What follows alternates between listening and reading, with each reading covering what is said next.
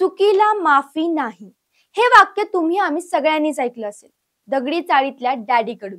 एक असं व्यक्तिमत्व ज्यांनी अख्खी मुंबई हादरून सोडली होती. अरुण गवळी कोण आणि त्याची एवढी दहशत का होती हे जाणून घेण्यासाठी तुम्हाला ऐकावी लागेल अरुण गवळीची संपूर्ण कहाणी. 2025च्या सप्टेंबर महिन्यात 18 वर्ष तुरुंगात घालवल्यानंतर भारताच्या सर्वोच्च न्यायालयाने या डॉनला दिला आहे जामिनीवर सुटकेचा आदेश. हो, जामीन. पण हा जामीन म्हणजे खरोखरच स्वातंत्र्याची वाट की अंधारात लपलेला अजून एक नवा खेळ? 1955 साली 17 जुलै रोजी महाराष्ट्रातील अहमदनगर जिल्ह्यातल्या कोपरगाव या गावात अरुण गुलाब गवळीचा जन्म झाला. साधं गरीब कुटुंब, लहानपणीच घरात आर्थिक तंगी, त्यामुळे गवळीच्या डोळ्यामध्ये कधीही मोठी स्वप्न नव्हती. फक्त 2 वेळच्या जेवणाची खात्री मिळावी एवढाच विचार. किशोर वयातच तो मुंबईत आला. त्यावेळी मुंबई म्हणजे गिरणगाव, लालबाग, परळ, चिंचपोकळी, भायखळा, सगळीकडेच मिल कामगारांची वस्ती. हजारो कामगार दिवस रात्र मिल मध्ये काम करत, घाम गाळत. याच घरीत गवळीचं बालपण आणि तारुण्य गेलं. त्याने प्रथमच सिम्प्लेक्स मिल्स चिंचपोकळी इथे नोकरी धरली, साधं काम मजुरीवर. मग गोदरेज अँड बॉयस, विक्रोळी आणि नंतर कॉम्पॅक्ट ग्रीव्ज, कांजूर मार्गामध्येही नोकऱ्या केल्या. कामगाराचं जीवन कठीण होतं. भाड्याच्या चाळीतल्या छोट्या खोल्या, पोटापुरतं जेवण, पगार हातात येण्याआधीच संपणारा, ही होती खरी कहाणी. याच काळात गवळीला जुगार अड्ड्याचं आकर्षण वाटायला लागलं. पैसा पटकन मिळतोय, लोक भयभीत आहेत, काही लोक ऐश्वर्यात जगतायत आणि आपण अजूनही पगारावर. हा प्रश्न गवळीच्या डोक्यात घोळायला लागला आणि इथूनच गवळीच्या आयुष्याला वळण लागलं. गिरणी कामगाराचा मुलगा, नोकरी करणारा अरुण हळूहळू अंधाराच्या जगात पाऊल टाकायला लागला. 1970च्या दशकाच्या मध्यात मुंबईत भायखळा कंपनी नावाची एक गुन्हेगारी टोळी स्थापन झाली. या टोळीचं नेतृत्व करत होते रामा नाईक आणि बाबू रेशीम. हे दोघं स्थानिक होते. गिरणगाव मधील मराठी युवकांना एकत्र करून त्यांनी एक मराठमोळी टोळी उभी केली. त्यांचं पहिलं ध्येय होतं त्या काळात मुंबईत मटका आणि जुगार चालवणाऱ्या पारसनाथ पांडे, शशी रासम, कोब्रा गँग यांसारख्या बाहेर गावच्या गुंडांना हद्दपार करणं. या टोळीत हळूहळू अनेक मराठी तरुण सामील झाले. सदा पावले, किरण वालावलकर, गणेश भोसले, छोटा बाबू आणि त्यांच्या बरोबरच सामील झाला अरुण गवळी. रामा नाईक आणि गवळी हे शाळेतले जुने मित्र होते. तर बाबू रेशीमशी त्यांची ओळख झाली कॉम्पॅक्ट ग्रीव्ज मधील कामगार संघटनेच्या नेत्यांमार्फत. म्हणून गवळीला टोळीत स्थान मिळालं. सुरुवातीला तो लहान लहानसं काम करायचा, वसुली, धमक्या, लहान मोठ्या खटले. पण त्याची धडाडी पाहून रामा नाईक त्याच्यावर खुश झाला. 1977 ते 1980 दरम्यान भायखळा कंपनीनं थेट मोठ्या गुन्हेगारी टोळ्यांना टार्गेट केलं. शशी रासमची हत्या, पारसनाथ पांडेचा खून, मोहन सरमलकरची संपवणं, या सगळ्या मोठ्या घटनांमध्ये अरुण गवळीचा थेट सहभाग होता. आता गवळी फक्त एक कामगार नव्हता, तो दादा बनायला सुरुवात झाली होती. 1981 मध्ये मुंबईत मोठा धक्का बसला. दाऊद इब्राहिमचा मोठा भाऊ साबिर इब्राहिम याची हत्या झाली. पठाण टोळीमधील समद खान, आमिर जादा आणि अमल झेप यांनी गोळीबार करून साबिरचा खून केला. दाऊद हादरला, त्याला बदला घ्यायचा होता आणि त्यासाठी त्याने संपर्क साधला रामा नाईक आणि अरुण गवळीशी. त्यांनी म्हटलं, मला तुमची मदत हवी आहे, बदल्यात मी तुमच्यावर पैशाचा पाऊस पाडेन. ही ऑफर रामा नाईक आणि गवळीने स्वीकारली आणि इथूनच सुरू झाली भायखळा कंपनीची दाऊद सोबतची भागीदारी. 1984 मध्ये गवळी, नाईक आणि दाऊद यांनी एकत्र येऊन पठाण टोळीवर मोठा हल्ला केला. करीम लाला याचा पुतण्या समद खान गोळ्या झाडून ठार मारला गेला. या घटनेनंतर दाऊदचं साम्राज्य वेगानं वाढलं आणि गवळी, नाईक यांचीही ताकद दुपटीनं वाढली.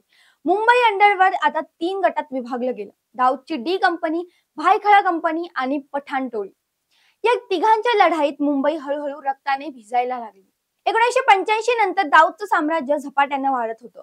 दुबईला पळून गेल्यानंतर त्याने मुंबईतल्या प्रत्येक गल्लीत आपले एजंट बसवले. वसुली, सुपारी, खून, सोन्याची तस्करी सर्व काही त्याच्या हातात.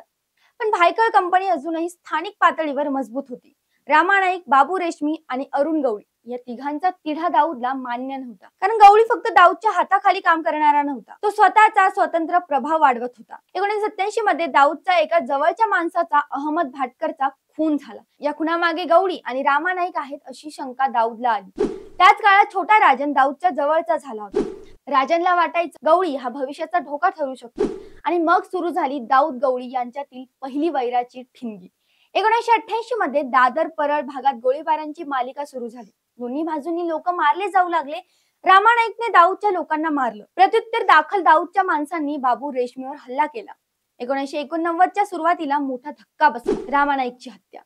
भर दिवसा परळीमधील एका गल्लीमध्ये दाऊदच्या माणसांनी रामा नाईकला गोळ्या घालून ठार केलं.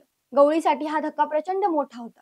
रामा नाईक हा त्याचा मित्र, त्याचा मार्गदर्शक. त्याच्या मृत्यूनंतर गवळीचं मन सुन्न झालं आणि त्यांनी शपथ घेतली की आता मी दाऊदला दाखवून देईल की कोण या मुंबईचा खरा राजा आहे.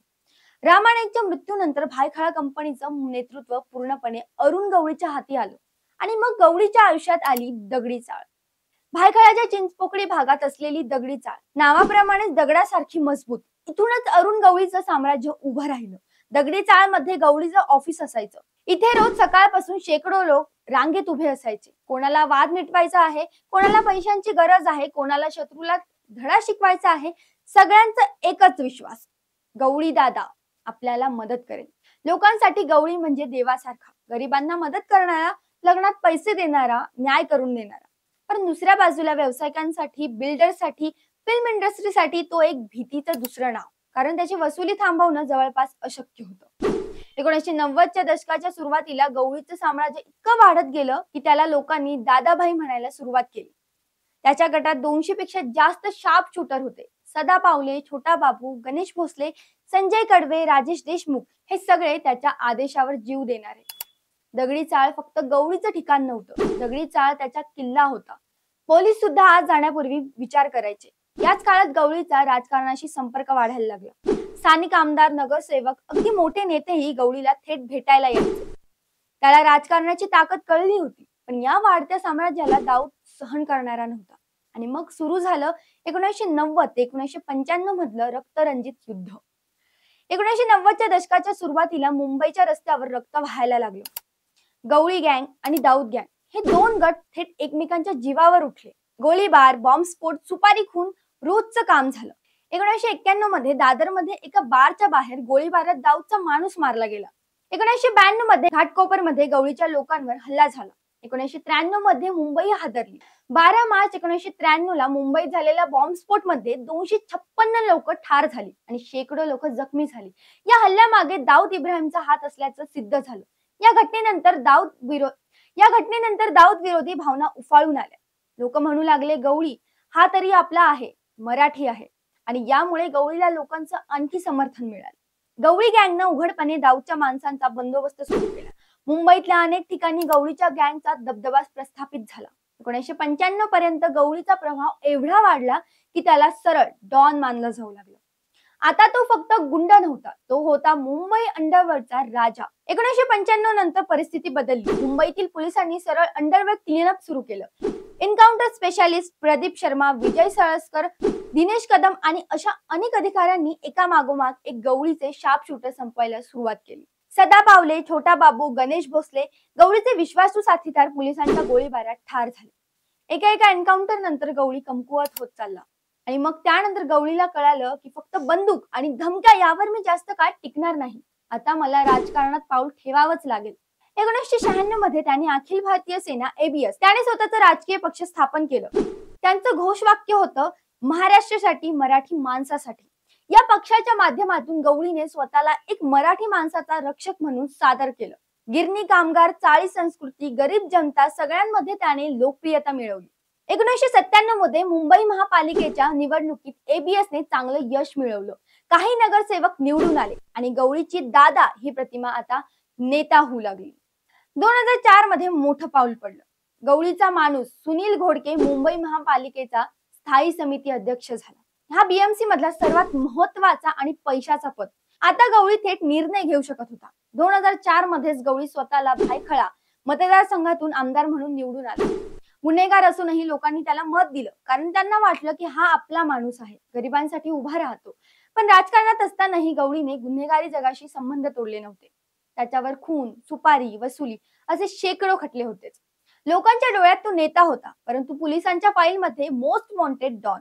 2007 नंतर गवळीवर एका मागोमाग एक खटला वाढू लागला. त्याच्यावर 11 खून, 30 पेक्षा जास्त खंडणीचे गुन्हे, मकोका अंतर्गत गुन्हे दाखल झाले.